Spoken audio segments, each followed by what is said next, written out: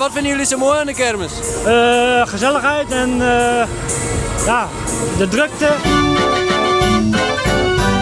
Hey jongens, wie ben hier op een kermis? Vielen je hem nog wel een beetje veilig met al die attracties? Nee. Ja, maar dat was in Arabië, dat is niet in Nederland. Maar toch weg, je hem een gokje? Ja. Maar hier zitten ze wel goed ver? Ja. Nee, je had het net hoor, naar al die filmpjes op het internet. Heel is op. Oh, en nou dan? Honden pakken met een burkje en dan kun je kine naar de kermis. Jij bent hier niet alleen voor de kermis? Sowieso niet. Ik wil niet een piemel kopen, ik wil die axolotl hebben, maar daar heb ik natuurlijk weer veel te weinig punten voor. Oh, hoe vaak ga je er nog in? Ja, weet ik niet, moet maar kijken. Ja, totdat de portemonnee leeg is?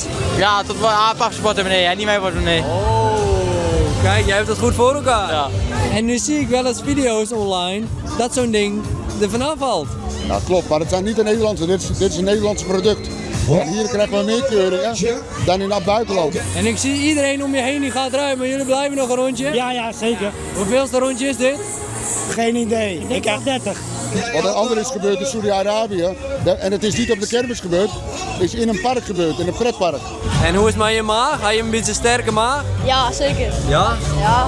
Dus, Ze krijgt al een beetje misselijk, maar het gaat goed. Ik wil die koe. Maar ik ben hier letterlijk alleen maar omdat ik die koe wil, maar daar zijn ze al uitverkocht, daar lukt het me niet en hier zijn ze veel te duur. ja, want wat moet je nog? Ik heb nu 11.000 punten, hoe noem je dat? Ik heb er 75.000.